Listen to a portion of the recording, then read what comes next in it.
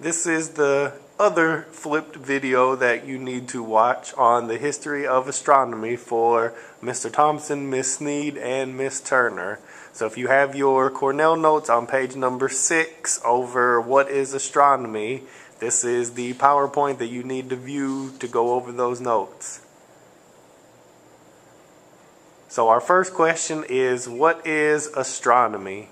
Astronomy is the study of all physical objects beyond the Earth and their relative positions in space. So astronomy is the study of everything that is out there in space.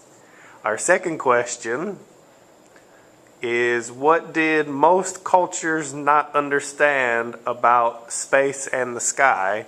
So when they were looking into space, they did not understand how the celestial objects in our solar system move in relation to each other. So they did not understand how the planets, the stars, the comets, and everything else moved in relationship to each other.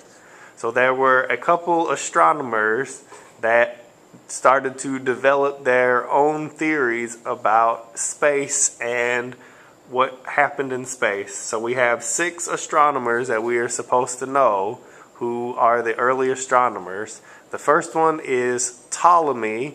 He was in AD 140 and he was a Greek astronomer.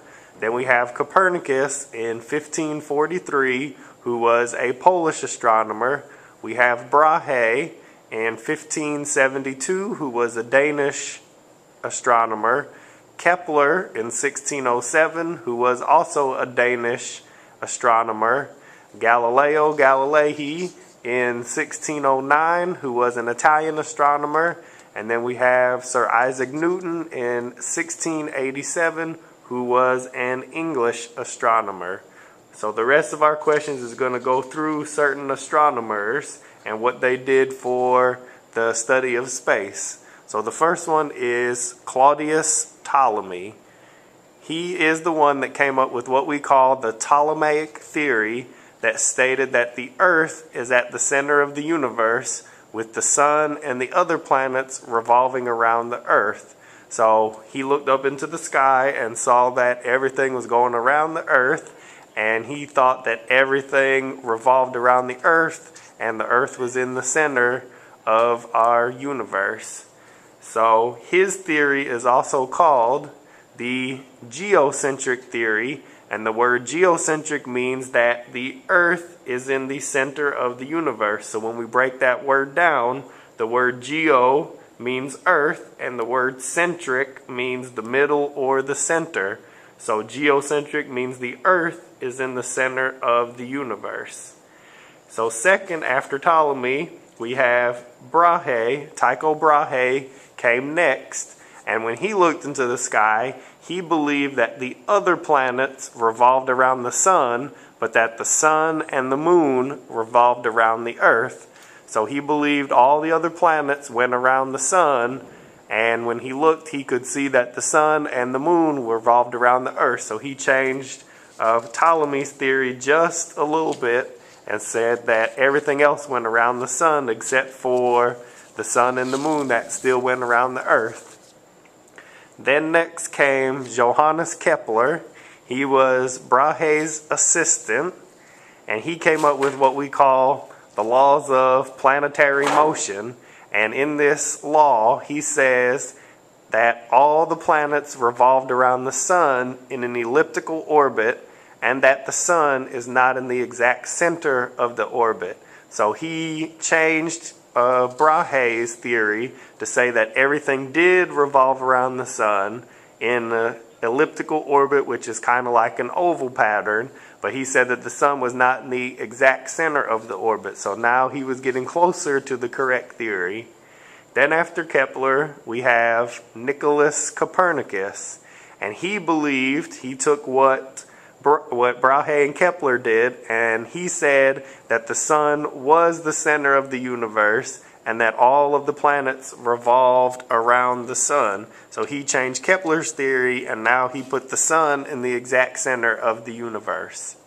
So his theory is called the heliocentric theory, and that means that the sun is in the center of the universe. So just like geocentric means the earth is the center, when we break down the word, helio means the sun, and centric means the middle or the center. So heliocentric means the sun is in the center of the universe. And then finally, we have Galileo, who proved that Copernicus was correct. He was the first astronomer to use a telescope to observe celestial bodies. So he favored Copernicus's theory, which was the heliocentric theory, that the sun is in the center, over Ptolemy's theory that said the earth is in the center. So he used his telescope to observe different things and prove that Copernicus was correct. And then finally we have Isaac Newton, and he came up with the explanation about why the planets orbit the sun and why the moons orbit the planets. So he came up with a theory called gravity, and he said that gravity was the explanation of the force that keeps all of these objects in their orbit, and it's the same force that holds everything here on Earth, and he called this force gravity.